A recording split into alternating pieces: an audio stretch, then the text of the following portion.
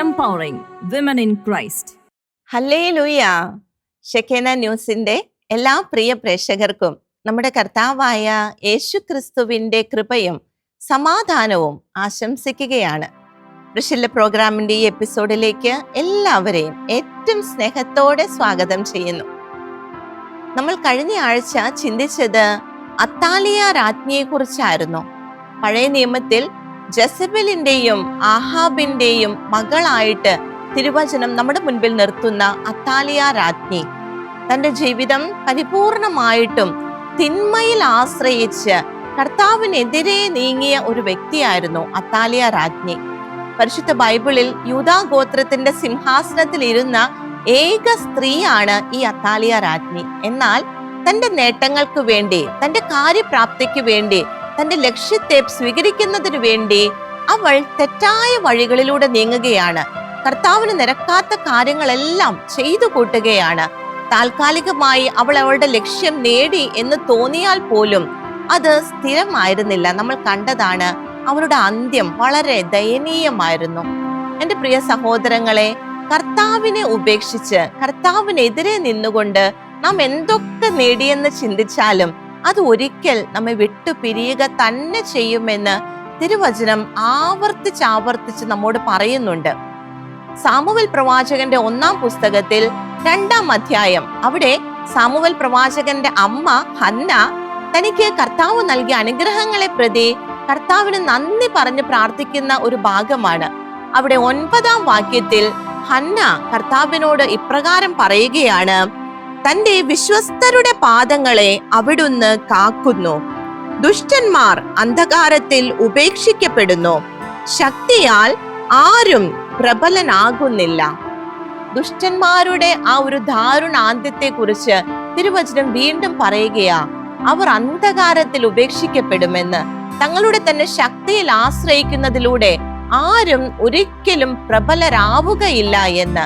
അതേസമയം തിരുവചനം ആവർത്തിച്ച് പറയുന്നു, തന്റെ വിശ്വസ്തരുടെ പാദങ്ങളെ കർത്താവ് കാക്കുമെന്ന്. എൻ്റെ പ്രിയ സഹോദരങ്ങളെ, നമ്മൾ തിരുഹൃദയത്തോട് പ്രത്യേകമായി ഭക്തി ആചരിക്കുന്ന ഒരു സമയത്തിലൂടെയാണ് കടന്നു പോകുന്നത്. നമുക്ക് കർത്താവിനോട് ഏറ്റു പറയാം, കർത്താവെ, അങ്ങയോട് വിശ്വസ്തരായിരിക്കാൻ ഞങ്ങൾ ആഗ്രഹിക്കുകയാണ്, ഞങ്ങളെ ശക്തിപ്പെടുത്തണമേ എന്ന് പ്രാർത്ഥിക്കാം. തിരുഹൃദയത്തിലേക്ക് നാം ഓരോരുത്തരെയും നമുക്ക് സമർപ്പിക്കാം. നമ്മെ ഓരോരുത്തരെയും, നമ്മുടെ കുഞ്ഞുങ്ങളെ, നമ്മുടെ ജീവിത സാഹചര്യങ്ങളെ, നമ്മുടെ സങ്കടങ്ങളെ എല്ലാം തിരുഹൃദയത്തിലേക്ക് സമർപ്പിച്ചുകൊണ്ട് ഇന്നത്തെ ശുശ്രൂഷയെ പരിശുദ്ധാത്മാവിന് വിട്ടുകൊടുത്തുകൊണ്ട് നാം ആയിരിക്കുന്നിടത്തിരുന്ന് നമുക്ക് കർത്താവിനെ ആരാധിക്കുവാനായിട്ട് ഒരുങ്ങാം. Hallelujah, hallelujah. ഈശോയെ ആരാധന, ഈശോയെ ആരാധന. കർത്താവെ, ഞങ്ങളെ തന്നെ അങ്ങ് തിരുഹൃദയത്തിന് ഞങ്ങൾ സമർപ്പിക്കുന്നു. Hallelujah, hallelujah. ഈശോയെ ആരാധന. യേശുവിൻ മാധുര്യമേറും ഹൃദയമേ, നിൻ മുൻപിൽ ആദരവോടെ നിൽക്കൂ.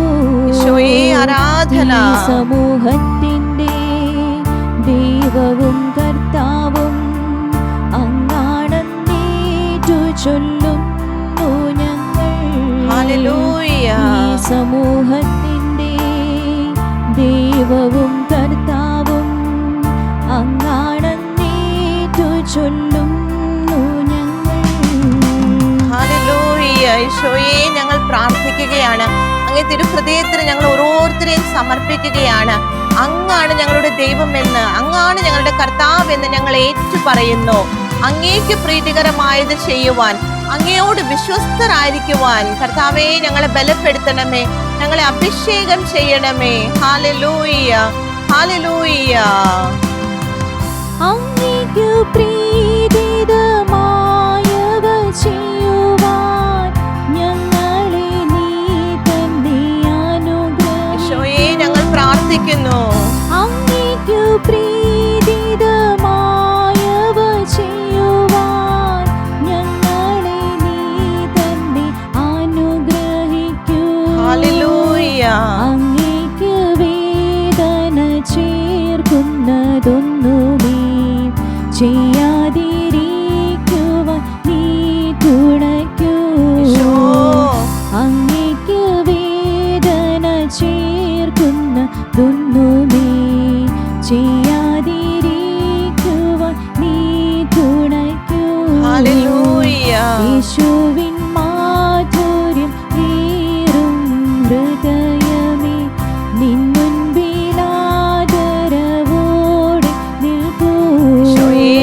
പ്രാർത്ഥിക്കുന്നു. സമൂഹത്തിന്റെ ദൈവവും കർത്താവും അങ്ങാണെന്നേറ്റു ചൊല്ലുന്നു ഞങ്ങൾ ഏറ്റു പറയുന്നു ഈശോയെ. സമൂഹത്തിന്റെ ദൈവവും കർത്താവും അങ്ങാണെന്നേറ്റു ചൊല്ലുന്നു ഞങ്ങൾ. Hallelujah, hallelujah. ചൊല്ലുന്നു ഞങ്ങൾ. കർത്താവേ, അങ്ങാണ് ഞങ്ങളുടെ ദൈവം, അങ്ങാണ് ഞങ്ങളുടെ കർത്താവ്. കർത്താവെ, ഞങ്ങൾ ഏറ്റു പറയുകയാണ്, ഞങ്ങൾ ഏക മനസ്സോടെ ഏറ്റു പറയുകയാണ്. അങ്ങേക്ക് പ്രീതികരമായത് ചെയ്യുവാൻ കർത്താവേ ഞങ്ങളെ സഹായിക്കണമേ. അങ്ങേ വേദനിപ്പിക്കുന്നതൊക്കെയിലും നിന്ന് ഞങ്ങളെ ദൂരെ മാറ്റി അകറ്റണമേ ഈശോയെ. Hallelujah, hallelujah, hallelujah. കർത്താവേ, ഞങ്ങളുടെ പ്രാർത്ഥന കേൾക്കണമേ. Hallelujah, hallelujah. ഈശോയെ ആരാധന, ഈശോയെ ആരാധന, ഈശോയെ മഹത്വം. Hallelujah, hallelujah. ഞങ്ങളുടെ പ്രിയപ്പെട്ട അമ്മേ മാതാവേ, കർത്താവിനോടുള്ള വിശ്വസ്തതയിൽ ജീവിതം മുഴുവൻ ഞങ്ങളെ ജീവിച്ച് കാണിച്ചു തന്ന ഞങ്ങളുടെ പ്രിയപ്പെട്ട അമ്മേ, ആ ഒരു കൃപയിൽ വ്യാപരിക്കുവാനുള്ളൊരു അഭിഷേകം ഞങ്ങൾക്ക് ലഭിക്കുവാൻ ഞങ്ങൾ ഓരോരുത്തർക്കും വേണ്ടി അമ്മയെ പ്രാർത്ഥിക്കണമേ. വിശുദ്ധ യോസേപ്പ് പിതാവേ, തിരു കുടുംബത്തിന്റെ പാലക, കർത്താവിൽ എങ്ങനെ മുന്നേറണമെന്ന്, കർത്താവിൽ എങ്ങനെ കുടുംബത്തെ പണിത് ഉയർത്തണമെന്ന് ഞങ്ങളെ കാണിച്ചു തന്ന യോസേപ്പ് പിതാവേ, ആ ഒരു കൃപ ഞങ്ങളുടെ ഓരോരുത്തരുടെയും കുടുംബങ്ങളിൽ വ്യാപരിക്കുവാൻ ഞങ്ങൾ ഓരോരുത്തർക്കും വേണ്ടി പ്രാർത്ഥിക്കണമേ. നമുക്ക് ചേർന്ന് പ്രാർത്ഥിക്കാം. നന്മ നിറഞ്ഞ മറിയമേ സ്വസ്തി, കർത്താവ് അങ്ങയോടുകൂടെ സ്ത്രീകളിൽ അങ്ങ് അനുഗ്രഹിക്കപ്പെട്ടവളാകുന്നു. അങ്ങയുടെ ഉദരത്തിൻ ഫലമായി ഈശോ അനുഗ്രഹിക്കപ്പെട്ടവനാകുന്നു. പരിശുദ്ധ മറിയമേ, തമ്പുരാന്റെ അമ്മേ, പാപികളായ ഞങ്ങൾക്ക് വേണ്ടി ഇപ്പോഴും ഞങ്ങളുടെ മരണസമയത്തും തമ്പുരാനോട് അപേക്ഷിക്കണമേ. ആമേൻ, ആമേൻ. യേശുക്രിസ്തുവിൽ എൻ്റെ പ്രിയ സഹോദരങ്ങളെ, ഇന്നു മുതൽ നമ്മൾ ചിന്തിക്കുവാനായി പോകുന്നത് നമ്മുടെ ആദ്യ മാതാവായ ഹവ്വായെ കുറിച്ചാണ്. നമുക്കറിയാം, തൻ്റെ സൃഷ്ടികർമ്മത്തിൽ ഈ ഭൂമിയിൽ കർത്താവ് നിയോഗിച്ച, കർത്താവ് സൃഷ്ടിച്ച് രൂപം കൊടുത്ത ആദ്യത്തെ സ്ത്രീ ആയിരുന്നു ഹവ്വ. നമുക്ക് ഉൽപ്പത്തിയുടെ പുസ്തകം 2-ാം അധ്യായം 18-ാം തിരുവാക്യം ഒന്ന് ശ്രദ്ധിക്കാം. അവിടെ എന്തുകൊണ്ടാണ് ഹവ്വായെ കർത്താവ് സൃഷ്ടിച്ചതെന്ന് വ്യക്തമായി തിരുവചനം നമുക്ക് പറഞ്ഞു തരുന്നുണ്ട്. ദൈവമായ കർത്താവ് അരുളി ചെയ്തു, മനുഷ്യൻ ഏകനായിരിക്കുന്നത് നന്നല്ല, അവന് ചേർന്ന ഇണയെ ഞാൻ നൽകും. കർത്താവ് മനുഷ്യൻ ഏകനായിരിക്കുന്നത് നന്നല്ല, അല്ലെങ്കിൽ ആദം ഒറ്റയ്ക്ക് അങ്ങനെ നടക്കുന്നത് കണ്ടപ്പോൾ അവന് ഏകനായിരിക്കുന്നത് നന്നല്ല, അവന് ചേർന്ന ഇണയെ ഞാൻ അവന് നൽകും എന്ന് പറഞ്ഞ് കർത്താവ് ആദത്തിനെ ഉറക്കിക്കിടത്തുകയാണ്. ആ ഭാഗമൊക്കെ നമുക്ക് അറിയുന്നതാണ്. അവൻ ഉറങ്ങിക്കിടക്കുമ്പോൾ അവന്റെ വാരിയെല്ലുകളിൽ ഒന്നെടുത്ത് അതിൽ നിന്ന് സ്ത്രീക്ക് കർത്താവ് രൂപം കൊടുക്കുകയാണ്. തുടർന്ന് 23-ാം തിരുവാക്യത്തിലേക്ക് നമുക്ക് കടന്നു വരാം. അവിടെ കർത്താവ് തനിക്കായിട്ട് രൂപം കൊടുത്ത ഇണയെ കണ്ടപ്പോൾ ആദം എന്താ പറഞ്ഞതെന്ന് തിരുവചനം നമുക്ക് പറഞ്ഞു തരുന്നുണ്ട്. അപ്പോൾ അവൻ പറഞ്ഞു, ഒടുവിൽ ഇതാ എന്റെ അസ്ഥിയിൽ നിന്നുള്ള അസ്ഥിയും മാംസത്തിൽ നിന്നുള്ള മാംസവും നരനിൽ നിന്നും എടുക്കപ്പെട്ടതുകൊണ്ട് നാരി എന്ന് ഇവ വിളിക്കപ്പെടും. തന്റെ ആ ഒരു ഏകാന്ത അവസ്ഥയിലേക്ക് കർത്താവ് തനിക്ക് നൽകിയ ആ ഒരു ഇണയെ ആദം വളരെ സ്നേഹത്തോടെ സന്തോഷത്തോടെ തന്റെ ജീവിതത്തിലേക്ക് സ്വീകരിക്കുകയാണ്. നമുക്കറിയാം, അങ്ങനെ ആ ഏദൻ തോട്ടത്തിൽ ആദവും ഹവ്വായും അങ്ങനെ രാജാവായി രാജ്ഞിയായി അവരങ്ങനെ വിലസുകയാണ്. നമുക്ക് 3-ാം അധ്യായത്തിലേക്ക്, ഉൽപ്പത്തിയുടെ പുസ്തകം 3-ാം അധ്യായത്തിലേക്ക് ഒന്ന് കടന്നു വരാം. അവിടെ 20-ാം തിരുവാക്യത്തിൽ ആദം പറയുന്ന ഒരു കാര്യമുണ്ട്. ആദം ഭാര്യയെ ഹവ്വ എന്ന് വിളിച്ചു, കാരണം അവൾ ജീവനുള്ളവരുടെ എല്ലാം മാതാവാണ്. അവൾ ജീവനുള്ളവരുടെ എല്ലാം മാതാവാണ്. ജീവനുള്ളവരുടെ എല്ലാം മാതാവായ ഹവ്വായെ കുറിച്ചാണ് ഇന്ന് നമ്മൾ ചിന്തിക്കുവാനായി പോകുന്നത്. നമ്മൾ കണ്ടു, ആദവും ഹവ്വായും ഏദൻ തോട്ടത്തിൽ അങ്ങനെ വളരെ സന്തോഷത്തോടെ, ഒന്നിനും കുറവില്ലാതെ വളരെ സന്തോഷത്തോടെ തൃപ്തികരമായിട്ട് അവർ മുന്നോട്ട് പോവുകയാണ്. അവരോടൊപ്പം സംസാരിക്കാൻ, അവരോട് ഇടപഴകാൻ ദൈവം തന്നെ സന്ധികളിലെല്ലാം അവിടെ കടന്നു വരുന്നുണ്ട്. അങ്ങനെ വളരെ സന്തോഷത്തോടെ അവർ മുന്നോട്ട് പോകുമ്പോൾ ഉണ്ടായ വലിയ വിപത്തുകളെ കുറിച്ചൊക്കെ നമുക്ക് അറിയാവുന്നതാണ്. പലപ്പോഴും നമ്മൾ ഹവ്വായെ കുറ്റം പറയുന്നവരാണ്. ഹവ്വായ്ക്ക് അന്ന് അങ്ങനെ ചെയ്തില്ലായിരുന്നെങ്കിൽ ഇന്ന് എൻ്റെ അവസ്ഥ ഇതാകുമായിരുന്നില്ല എന്ന് മനസ്സിലെങ്കിലും വിചാരിച്ചവരാണ് നമ്മൾ എല്ലാവരും. എന്നാൽ കർത്താവിന്റെ വചനം കൊറിന്തോസുകാർക്ക് എഴുതിയ 1-ാം ലേഖനം 10-ാം അധ്യായം 11-ാം വാക്യത്തിൽ നാം ഓരോരുത്തരോടും പറയുന്ന ഒരു കാര്യമുണ്ട്. അവിടെ കർത്താവിന്റെ ആത്മാവ് എടുത്തു പറയുകയാണ്, നമുക്ക് ഒരു പാഠമാകേണ്ടതിന് ഇവയെല്ലാം എഴുതപ്പെട്ടിരിക്കുന്നു. ഹവ്വായുടെ ആ കാര്യങ്ങളെല്ലാം, ഹവ്വായിലൂടെ സംഭവിച്ച അല്ലെങ്കിൽ ഹവ്വായ്ക്ക് സംഭവിച്ച ആ കാര്യങ്ങളെല്ലാം എഴുതപ്പെട്ടിരിക്കുന്നത് നമുക്ക് ഒരു പാഠമാകാനാണ്. എൻ്റെ പ്രിയ സഹോദരങ്ങൾ, ആ ജീവിതത്തിലൂടെ കടന്നു പോകുമ്പോൾ നമുക്ക് കാണുവാൻ സാധിക്കും, ഹവ്വ നേരിട്ട ആ പ്രശ്നങ്ങളെല്ലാം അനുദിനം അല്ലെങ്കിൽ നമ്മുടെ വ്യക്തിപരമായ ജീവിതത്തിൽ നമ്മൾ നേരിടുന്ന കാര്യങ്ങൾ തന്നെയാണ്. ഹവ്വ ചെയ്ത ആ പാപം, നമ്മൾ ഒത്തിരി വലുതായി കാണുന്ന ആ ഒരു പാപം പലപ്പോഴും നമ്മളും ചെയ്യുന്ന പാപം തന്നെയാണ്. എന്നാൽ കർത്താവ് എന്തിനാ ഇത് നമുക്ക് മുൻപിൽ വെച്ചിരിക്കുന്നത്? നമുക്ക് ഒരു പാഠമാകാനാ. നമുക്ക് ആ പാഠത്തിലേക്ക് പതുക്കെ കിടക്കാൻ പ്രിയമുള്ളവരെ. ഉൽപ്പത്തിയുടെ പുസ്തകം 3-ാം അധ്യായം 1-ാം തിരുവാക്യം നമുക്കൊന്ന് ശ്രദ്ധിക്കാം. ദൈവമായ കർത്താവ് സൃഷ്ടിച്ച എല്ലാ വന്യജീവികളിലും വെച്ച് കൗശലമേറിയതായിരുന്നു സർപ്പം. അത് സ്ത്രീയോട് ചോദിച്ചു, തോട്ടത്തിലെ ഒരു വൃക്ഷത്തിന്റെയും ഫലം തിന്നരുതെന്ന് ദൈവം കൽപ്പിച്ചിട്ടുണ്ടോ? എൻ്റെ പ്രിയ സഹോദരങ്ങളെ, കൗശലക്കാരനായ സർപ്പം, നമുക്കറിയാം അവൻ സാത്താന്റെ പ്രതിരൂപമാണ്. അവൻ കൗശലക്കാരനാണെന്ന് തിരുവചനം അവിടെ എടുത്തു പറയുകയാ. ഈ സർപ്പം തന്നെയല്ലേ നമ്മുടെ ചിന്തകളെയും നമ്മുടെ മുൻപിൽ പല ചോദ്യങ്ങളുമായിട്ടും അനുദിനം കടന്നു വരുന്നത്. ഇവിടെ സർപ്പം ഹവ്വായുടെ അടുക്കൽ വന്ന് ചോദിക്കുകയാണ്, ദൈവം ഇത് തിന്നരുതെന്ന് കൽപ്പിച്ചിട്ടുണ്ടോ എന്ന്. സർപ്പത്തിന് വ്യക്തമായിട്ട് അറിയാം, ഹവ്വായ്ക്കും വ്യക്തമായിട്ട് അറിയാം, കർത്താവ് നേരെ ഡയറക്റ്റ് ആയിട്ട് പറഞ്ഞ ഒരു കൽപ്പനയായിരുന്നു ആ പഴം ഭക്ഷിക്കരുതെന്ന്. എന്നാൽ ഇവിടെ സാത്താൻ ചോദിക്കുന്നത് എന്താ? അങ്ങനെ ചെയ്യരുതെന്ന് കർത്താവ് കൽപ്പിച്ചിട്ടുണ്ടോ? അവിടെ ഒരു ചോദ്യമാണ്. കർത്താവ് കറക്റ്റായിട്ട് പറഞ്ഞു വെച്ച ഒരു കാര്യത്തെ ഇവിടെ ചോദ്യം ചെയ്യുകയാ ചെയ്യുന്നത്. അത് വെറുതെ വായിച്ചു പോകുമ്പോൾ നമുക്ക് അത്രയ്ക്ക് അങ്ങോട്ട് ഫീൽ ചെയ്യത്തില്ല. എന്നാൽ ആ ഒരു ചോദ്യം നമ്മുടെ ജീവിതത്തിൽ പലപ്പോഴും വരുന്നില്ലേ? തിരുവചനത്തിൽ വ്യക്തമായിട്ട് പറഞ്ഞിട്ടുള്ള പല കാര്യങ്ങളും നമ്മളോട് തന്നെ ചോദിക്കാറില്ലേ?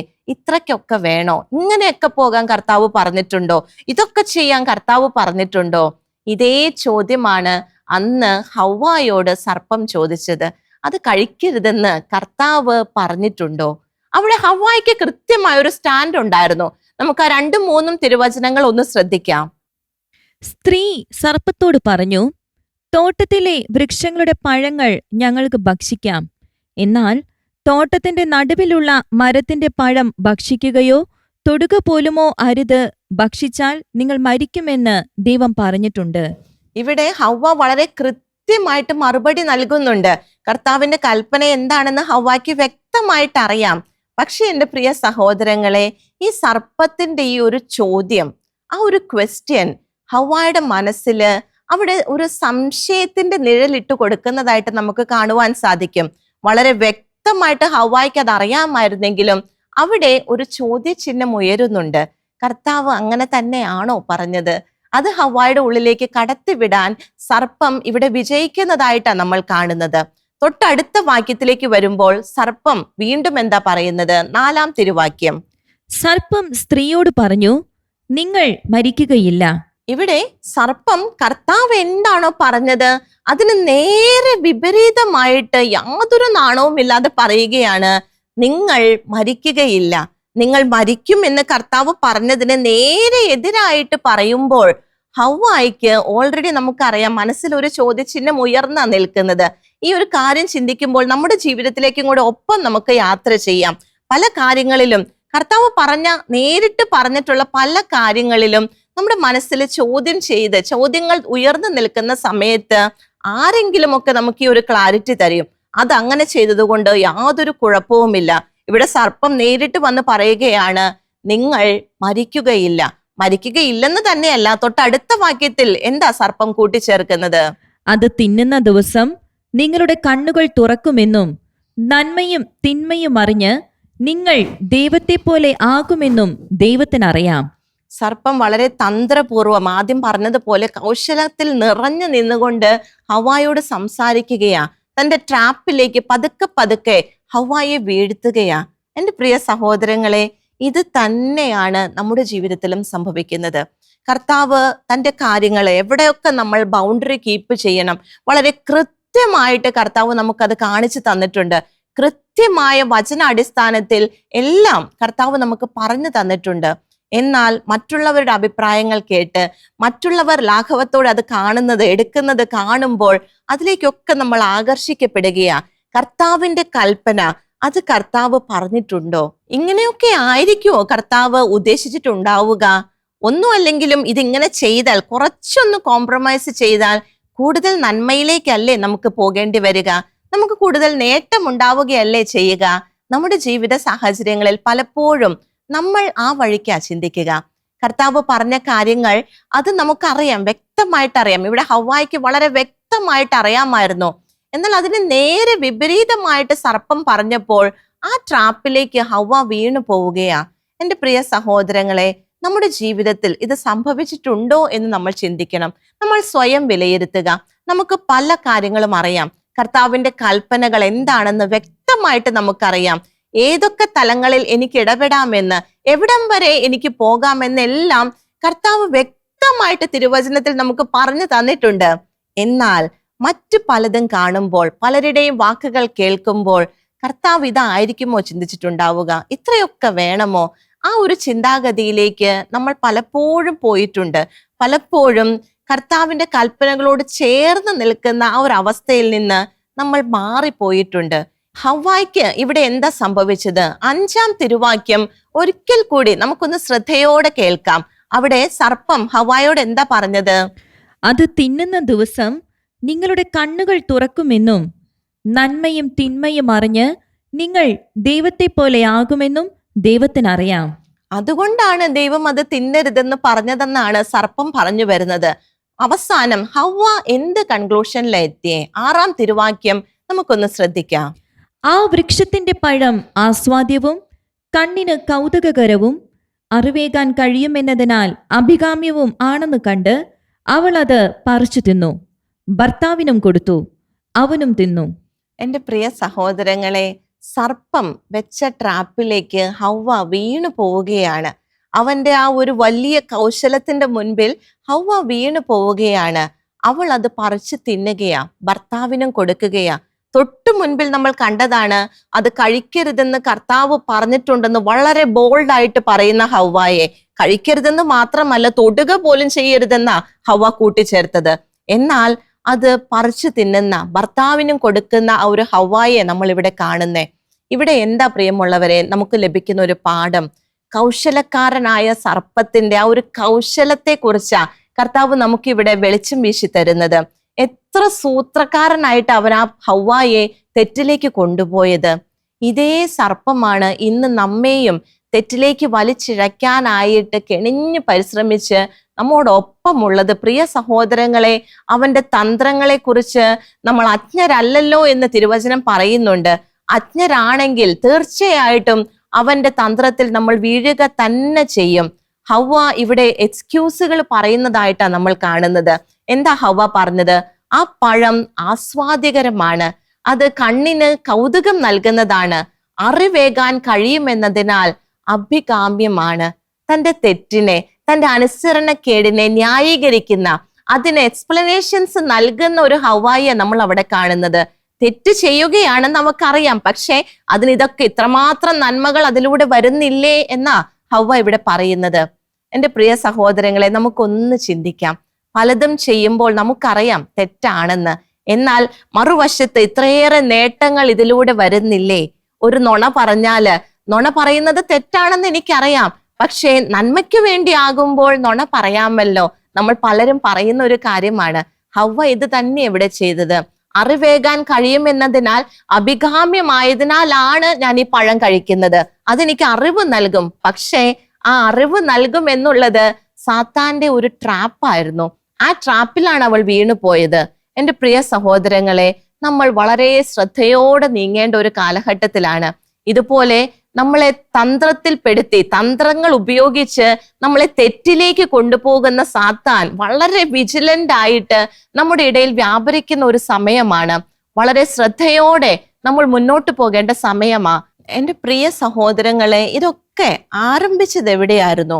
ഹവ്വായുടെ മനസ്സിലേക്ക് ഒരു സംശയത്തെ പിശാച് അയച്ചു കൊടുക്കുകയാണ്. തന്ത്രപൂർവം വന്ന് കൗശലക്കാരനായ സർപ്പം ആദ്യം തന്നെ ചോദിച്ച ചോദ്യം എന്തായിരുന്നു?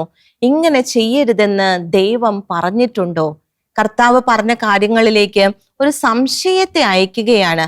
നമ്മുടെ വിശ്വാസ ജീവിതത്തിലും പലപ്പോഴും ഈ ഒരു സംശയമാണ് പതുക്കെ നമ്മളെ ആ വഞ്ചനയിൽ പെട്ടുപോകാൻ ഇടയാക്കുന്നത്. സംശയങ്ങൾ വരുമ്പോൾ, സംശയം വരിക സ്വാഭാവികമാണ്. വിശ്വാസ വീരന്മാരുടെ എല്ലാം ജീവിത യാത്രയില് നമുക്ക് അവരെല്ലാം സംശയത്തിൽ പെടുന്നതായിട്ട് കാണുവാൻ സാധിക്കും. അബ്രാഹത്തിന്റെ ജീവിതത്തിൽ, മോശയുടെ ജീവിതത്തിൽ, എല്ലാം ഗിദെയോന്റെ ജീവിതത്തിൽ, അങ്ങനെ വിശ്വാസ വീരന്മാരുടെ പലരുടെയും ജീവിതത്തിൽ അവർ സംശയത്തിലൂടെ കടന്നു പോയിട്ടുണ്ട്. എന്നാൽ അതിൽ നിന്ന് അവർ വേഗം കരകയറി പോരുന്നുണ്ട്. ആ സംശയത്തിൽ അവർ മുന്നേറുന്നില്ല. ഇവിടെ ഹവ്വ പതിയെ ഒരു സംശയം വന്നപ്പോൾ വീണ്ടും ആ സംശയത്തെ ഉറപ്പിക്കുന്ന രീതിയിൽ അവൾ പതുക്കെ ആ സംശയത്തോട് അനുകൂലമായി മുന്നോട്ട് പോവുകയുണ്ടായത്.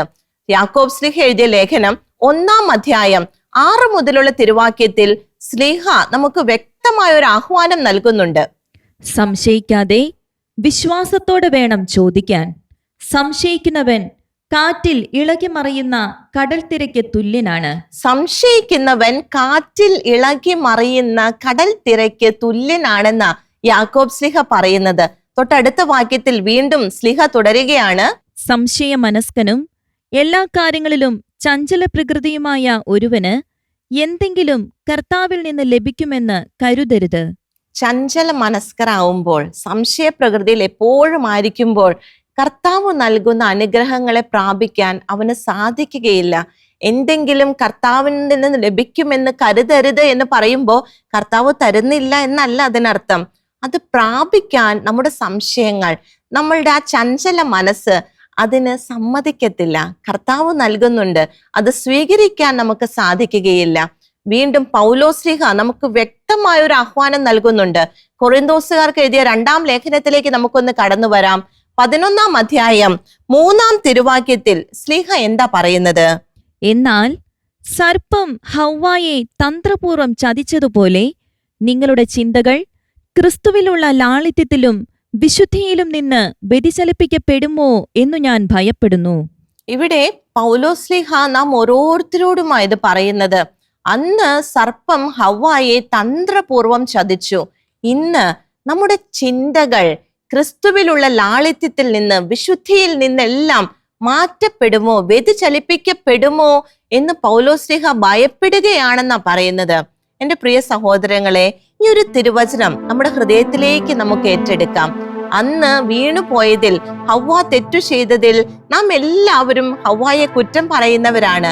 നമുക്ക് ആ സ്ഥാനത്ത് നിന്നൊന്ന് ചിന്തിക്കാം. സർപ്പം ഹവ്വായെ തന്ത്രപൂർവം ചതിച്ചു. നാം ഓരോരുത്തരും ആ ഒരു സ്ഥാനത്തായിരുന്നെങ്കിൽ നമ്മുടെ റിയാക്ഷൻ, നമ്മുടെ പ്രതികരണം എന്താകുമായിരുന്നു? എൻ്റെ പ്രിയ സഹോദരങ്ങളെ, തന്ത്രപൂർവം ചതിക്കുന്ന സർപ്പം നമുക്ക് മുൻപിലുണ്ട് പ്രിയമുള്ളവരെ. അതിൽ വീണു പോകാതിരിക്കാൻ ശ്രദ്ധിക്കണമെന്ന് ആ ഒരു ഭയത്തോടെയാ പൗലോസ്ലീഹ നമ്മോട് ഈ ആഹ്വാനം നൽകുന്നത്. നമ്മുടെ ചിന്തകളെ സർപ്പം തന്ത്രപൂർവം ചതിക്കുമെന്ന് ശ്ലീഹ ഭയപ്പെടുകയാ. എൻ്റെ പ്രിയ സഹോദരങ്ങളെ, നമുക്ക് നമ്മുടെ ചിന്തകളെ, നമ്മുടെ ജീവിതത്തെ കർത്താവിന്റെ ഭരമേൽപ്പിക്കാം.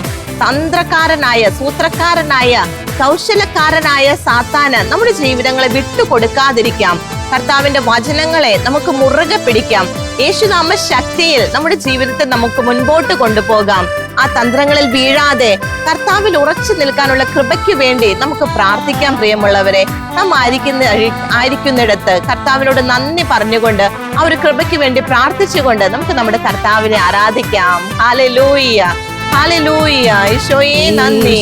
നാമം അതിശയനാമം, എല്ലാ നാമത്തിനും മേലായ നാമം യേശുനാമം, അത്ഭുതനാമം, എല്ലാ പുകഴ്ചയ്ക്കും ഉപരിയ നാമം. ആകാശത്തിൻ കീഴേ മാനവരക്ഷയ്ക്കായി യേശുനാമമല്ലാതെ മറ്റൊരു നാമമില്ലല്ലോ. ആകാശത്തിൻ കീഴേ മാനവരക്ഷയ്ക്കായി യേശുനാമമല്ലാതെ മറ്റൊരു നാമമില്ലല്ലോ. വിശ്വസിച്ചാൽ രക്ഷ, ആശ്രയിച്ചാൽ കരുതൽ, ആരാധിച്ചാൽ വിടുതൽ, യേശുവിലെല്ലാം സാധ്യം. വിശ്വസിച്ചാൽ രക്ഷ, ആശ്രയിച്ചാൽ കരുതൽ, ആരാധിച്ചാൽ വിടുതൽ, യേശുവിലെല്ലാം സാധ്യം. ഹല്ലേലൂയ. കർത്താവേ, ഞങ്ങൾ വിശ്വസിക്കുകയാണ്, അങ്ങേക്ക് എല്ലാം സാധ്യമാണെന്ന് ഞങ്ങൾ വിശ്വസിക്കുകയാണ്. ചഞ്ചല ചിത്തരാകാതെ, സംശയ മനസ്കരാകാതെ കർത്താവേ ഞങ്ങളെ കാക്കണമേ. അങ്ങയുടെ ആ ഒരു കൃപയിൽ വ്യാപരിക്കുവാൻ ഞങ്ങളെ അഭിഷേകം ചെയ്യണമേ. Hallelujah, hallelujah, hallelujah. ഈശോയെ, സംശയങ്ങളെ ദൂരീകരിക്കുവാൻ ഞങ്ങൾ അഭിഷേകം ചെയ്യണമേ.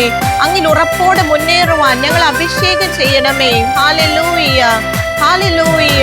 ആത്മാവിനാൽ ശക്തരാകാം, ആയുധ സജ്ജരായി തീരാം. ആമേൻ. യേശുവിനെ ഘോഷിച്ചിടാം, സുവിശേഷ വേല ചെയ്യാം. ഹല്ലേലൂയ. ആത്മാവിനാൽ ശക്തരാകാം, ആയുധ സജ്ജരായി തീരാം. ഹല്ലേലൂയ. യേശുവിനെ ഘോഷിച്ചിടാം, സുവിശേഷ വേല ചെയ്യാം. ഹല്ലേലൂയ. ഇല്ല, ഇനി പിന്നോട്ടില്ല അങ്ങേ, ഇനി കരയിട്ടില്ല, ലോകം മുഴുവൻ ചുറ്റി നടന്ന് സാക്ഷ്യം നൽകിടാം. ഇല്ല, ഇനി പിന്നോട്ടില്ല അങ്ങേ, ഇനി കരയിട്ടില്ല, ലോകം മുഴുവൻ ചുറ്റി നടന്ന് സാക്ഷ്യം നൽകിടാം. ഹല്ലേലൂയ. നൽകിയ സ്നേഹത്തെ ഇനി പങ്കുവച്ചിടാം. ആ ചങ്കിൻ ഭാരം ചങ്കിൽ പേറാം, ചങ്കിടിപ്പാകാം. ആ ചങ്കു നൽകിയ സ്നേഹത്തെ ഇനി പങ്കുവച്ചിടാം. ആ ചങ്കിൻ ഭാരം ചങ്കിൽ പേറാം, ചങ്കിടിപ്പാകാം. യേശുനാമം അതിശയനാമം, എല്ലാ നാമത്തിനും മേലായ നാമം. യേശുനാമം അത്ഭുതനാമം, എല്ലാ പുകഴ്ചയ്ക്കും ഉപരിയ നാമം. ആകാശത്തിൻ കീഴേ മാനവരക്ഷയ്ക്കായി യേശുനാമമല്ലാതെ മറ്റൊരു നാമമില്ലല്ലോ. വിശ്വസിച്ചാൽ രക്ഷ, ആശ്രയിച്ചാൽ കരുതൽ, ആരാധിച്ചാൽ വിടുതൽ, യേശുവിലെല്ലാം സാധ്യം. വിശ്വസിച്ചാൽ രക്ഷ, ആശ്രയിച്ചാൽ കരുതൽ, ആരാധിച്ചാൽ വിടുതൽ, യേശുവിലെല്ലാം സാധ്യം. വിശ്വസിച്ചാൽ രക്ഷ, ആശ്രയിച്ചാൽ കരുതൽ, ആരാധിച്ചാൽ വിടുതൽ, യേശുവിലെല്ലാം സാധ്യം. യേശുവിലെല്ലാം സാധ്യം. യേശുവിലെല്ലാം സാധ്യം. വിശ്വസിക്കുന്ന കർത്താവെ, അങ്ങയോടൊപ്പമുള്ളപ്പോൾ ഞങ്ങൾക്ക് എല്ലാം സാധ്യമാണ്. ഏത് പ്രതിസന്ധികളെയും ഏത് പ്രലോഭനങ്ങളെയും തരണം ചെയ്യാൻ അങ്ങയിൽ നിന്നുള്ള കൃപ മാത്രം മതി എന്ന് ഞങ്ങൾ വിശ്വസിക്കുന്നു. കർത്താവേ, ഞങ്ങൾ അഭിഷേകം ചെയ്യണമേ. ചഞ്ചല മനസ്കരാകാതെ, സംശയത്തിൽ ഉറപ്പിക്കപ്പെടാതെ കർത്താവേ ഞങ്ങൾ അഭിഷേകം ചെയ്യണമേ. അങ്ങയുടെ കൃപയിൽ എപ്പോഴും വ്യാപരിക്കുവാൻ ഞങ്ങളെ അഭിഷേകം ചെയ്യണമേ. സാത്താന്റെ കുതന്ത്രങ്ങൾക്കെതിരെ പോരാടാൻ കർത്താവേ ഞങ്ങളെ അഭിഷേകം ചെയ്യണമേ. Hallelujah, hallelujah. ഈശോയെ നന്ദി, ഈശോയെ ആരാധന. Hallelujah, hallelujah, hallelujah. ആമേൻ. എൻ്റെ പ്രിയ സഹോദരങ്ങളെ, ഹവ്വായുടെ ജീവിതത്തിൽ നിന്ന് ഇനിയും നമുക്ക് ഒരുമിച്ച് പഠിക്കാം. കർത്താവ് നൽകുന്ന പാഠങ്ങളെ നമ്മുടെ ജീവിതത്തിലേക്ക് നമുക്ക് സ്വന്തമാക്കാം. ഹവ്വായുടെ ജീവിതത്തിൽ സംഭവിച്ച ആ ഒരു വീഴ്ച നമ്മുടെ ജീവിതത്തിൽ സംഭവിക്കാതിരിക്കാൻ കർത്താവിൻ്റെ കൃപയെ നമുക്ക് പ്രാപിക്കാം. ആ കൃപയിൽ മുന്നേറാം. കർത്താവ് എല്ലാവരെയും സമൃദ്ധമായി അനുഗ്രഹിക്കുകയും പരിപാലിക്കുകയും ചെയ്യട്ടെ. നിങ്ങളുടെ അഭിപ്രായങ്ങളും പ്രാർത്ഥനാ നിയോഗങ്ങളും ഞങ്ങളെ അറിയിക്കുക. ഞങ്ങളുടെ നമ്പർ 9452199811. ഞങ്ങളുടെ ഇമെയിൽ priscilla@gmail.com. ഞങ്ങളുടെ address പ്രിഷില്ല Shekinah news, Thalikkode, Pattikkad PO, Thrissur, Kerala 680652.